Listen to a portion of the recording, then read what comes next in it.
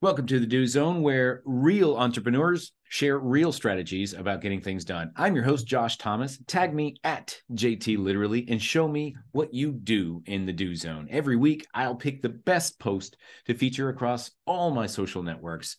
This podcast is brought to you by Factor One. If you're a six-figure entrepreneur who's looking to hit 7 this year, there are 3 key shifts you need to make right now in order for it to be possible. Go to IamFactor1.com now, and I'll show you exactly what those 3 key shifts are and how you can get them set up for your business in less than 6 minutes. Once again, that's IamFactor1.com.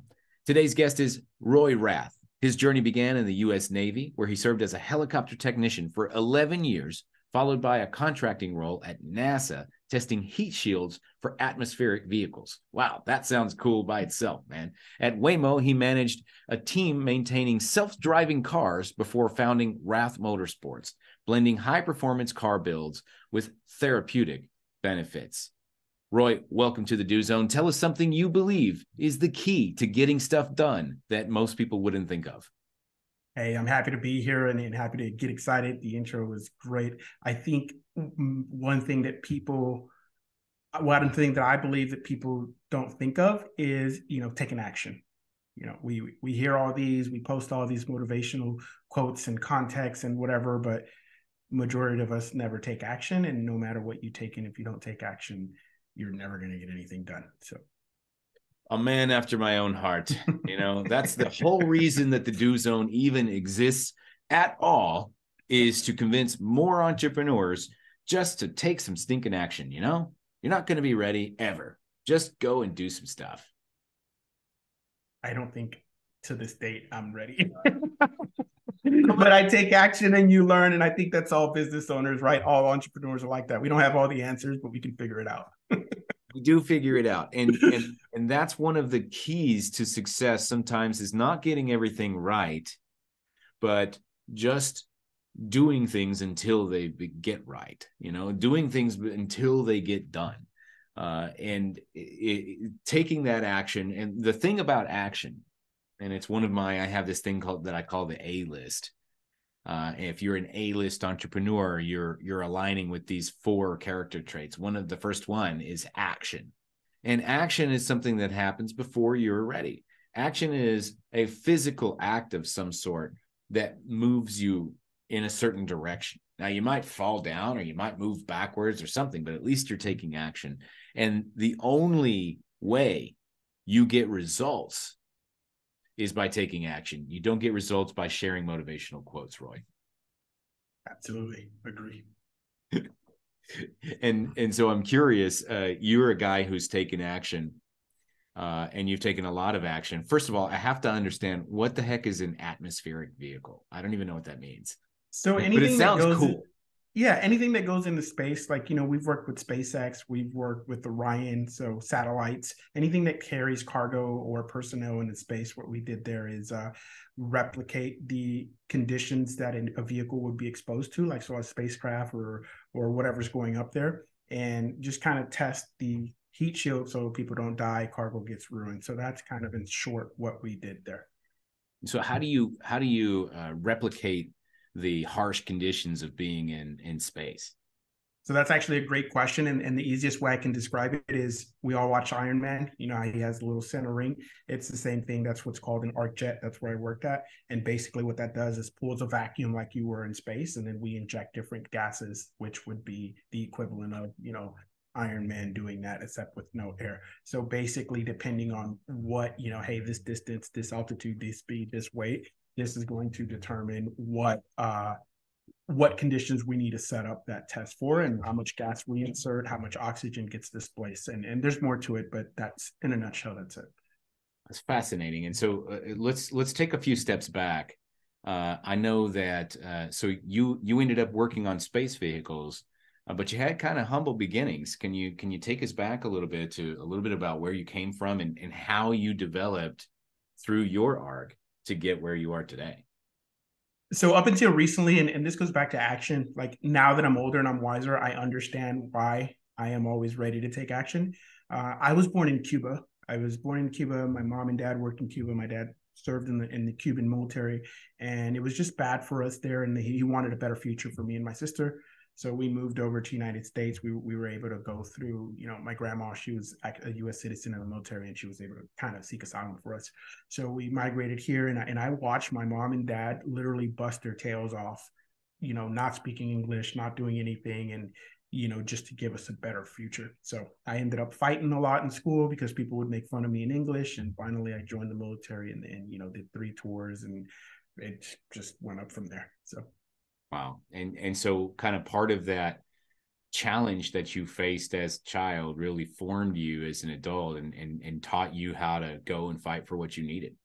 Exactly, because I watched my mom and my dad do it, and my sister too. When my mom was working 2, 3 jobs, my dad was working 2 jobs, so my sister was taking care of me. So that's kind of what I picked up on. Like, hey, we don't know anything, we don't know anybody, but we're good people. We have strong work ethic. So in my mind, I looked at it as, if I have a strong work ethic, that could probably outweigh some of the other skills that I lack, and that's kind of the mindset that I adopted.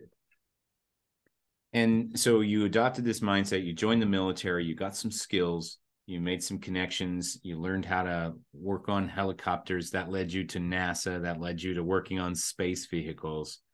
And then you took all of that knowledge and turned it towards a passion of yours, which is automotive. So talk to me a little bit about that transition. I've always worked on cars as a kid. So when I got out of the military, I got an opportunity to work at Google's self-driving car, which is Waymo, and that's where I worked. I was a program manager managing a fleet of technicians that worked on self-driving cars. So I was always fascinated by cars. I was always fascinated by the latest tech in aviation and aerospace. So that seemed like a good gap, and then that's what kind of gave me the technical skills, made it with the automotive, and then most of these modern cars, they're all computer based. So just kind of fit right in. I've always liked to do this. I did this on the side. I did this as a hobby. I'm not happy with corporate. I'm not being fulfilled to my maximum. Like, I'm not being challenged enough. And, I just decided, hey man, let me give it a shot. If I fail, okay, cool. I learn. And here I am. Right. Because the failure doesn't really matter, because when you know how to hustle, the failure is irrelevant. It's just a lesson learned. We fail, but it's what we learn from them that matters most. But if I would have never done anything, then I would have never failed. I would have never learned. I would have never, overcame the challenges. And this brings up a really important point that I'd love to hear your thoughts on, because so many people, going back to the very first thing you said about taking action, so many of us are terrified of making a mistake that we never start. Mm-hmm. And those of us who are not afraid of making a mistake, we have all of the opportunity in the world, because we know that if we make a mistake, it's probably not going to kill us. Probably. I mean, there's like a not zero chance, but could you talk about, because you really struck a nerve with me when you said, well, what's the worst that can happen? I'm going to give this a shot. I'm not happy here. I'm not challenged here. I'm just going to go and see what happens, because it's really what I want to do.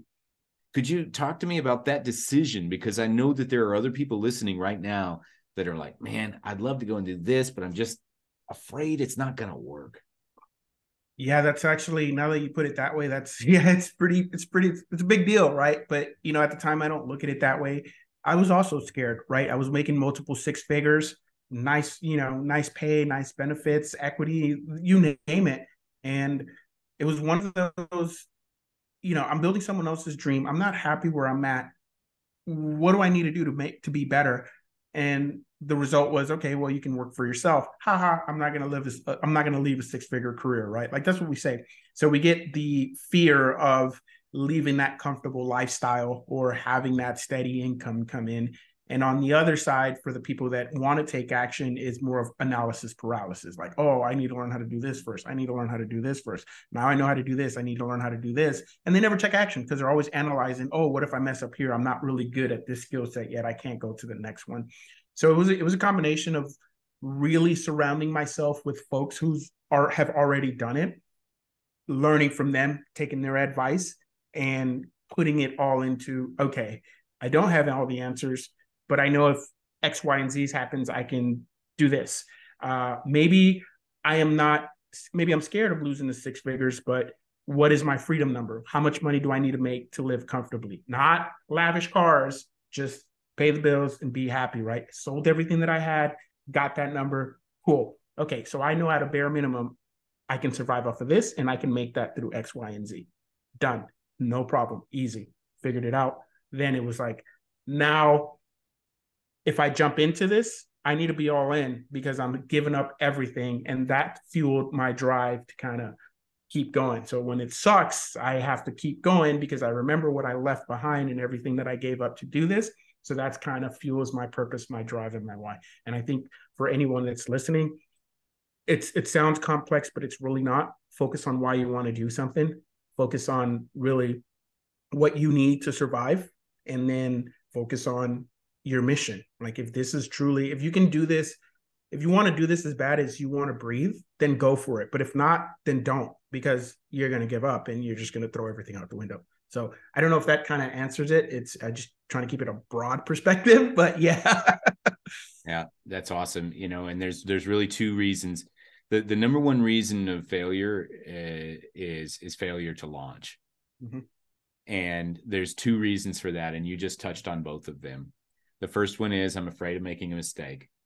And so, I got to get good on this. I got to get good on this. And then we just keep daisy chaining this together until we're old people full of regret. The number two reason is it's just not that important to me. It's just not a priority. You know, I'd love to do this, but I'm just not going to make the time for it. So either I'm afraid to make a mistake or I don't make the time for it. Those are the reasons that we don't start. And if this, you said it best, like if you want to do this as much as you want to breathe, it will show. If it's not that important to you, that will also show. Yep. Yeah, absolutely. And so tell us a little bit about what you do now and how people can reach out to you and who's an ideal kind of customer for you. So I basically work on high performance vehicles. So, Corvettes, Camaros, Hellcats, Vipers. I take those and we hop them up. So, like a Corvette Z06 maybe makes 650 horsepower. We'll take them all the way to 1,1400. Ram TRX makes 700. We'll take them to 1,200. So basically, we try to create, in my bio, I always say creating unforgettable experiences through high performance cars. And it's true because I don't just build these cars and say, here you go, have a nice day. We get to understand the client, the audience, what their goals are, get to know them. What are they facing in life? What are they struggling with? Most of them are business owners and they're like, man, like I just need to go out for 20 minutes and clear the air and just, get rid of all the stress so I can clear my mind and come back and tackle this problem. So that's my approach when I build these high performance cars. It's, hey man, let's be safe. I'm going to show you how to drive. I'm going to show you all the safety things around there. But if you need to go out, step on the gas in a 1,200 horsepower truck, and that smile that you get from that nose coming up and just roasting all four tires and, hearing the supercharger or the turbos or whatever it is, that'll do it. So your 20 minutes is going to happen in 5 seconds. And then you're like, whew, that felt good. I'm done. Let me go back to work. And that's more or less the style that I approach. And that's with every customer, whether that's someone that's married, corporate, have their own business. But for the most part, my clients are, business owners that are into cars. I love that. And obviously driving the speed limit, not 1 mile over, right? Yeah. Well, we have racing events where we go to sanctioned track days, and that's usually where we let out the steam. So, yeah. But on public roads, I always tell my customers, hey man, don't be dumb. Like, just respect the car, respect the power. If you see traffic, don't floor it because you're going to be up there in half a second, and then you're not going to be able to stop. So, be responsible. And we coach this through our driving instruction program. So if they're well aware. Got it. And so how can people reach out to you and learn more about your services? So I think my website's going to be there. It's royw.com, itsroyw.com. And then you have everything about me, the services I offer, how to get a hold of me, you name it. It's royw.com. Correct. Is that it? Okay. Excellent. Yep. Well, thank you so much, Roy Rath, for being on here and sharing a little bit of wisdom about how you get stuff done, and especially for talking about the importance of taking action. We're going to wrap up from here. If you'd like to connect with Roy Rath, you can go to itsroyw.com and learn more about him and his high performance car service that he offers. If you listen to us on your morning commute or your workout, or you're out in the field somewhere, be sure to snap a selfie and tag me at JT Literally. Tell me what you do in the do zone. Also, if you're ready to break the 7-figure barrier with your business, but you know what got you here ain't going to get you there, we can help. Go to IamFactor1.com now, and let's see how much impact we can make in less than 6 minutes. Know this, you are Factor One for your own success. Now let's get to work.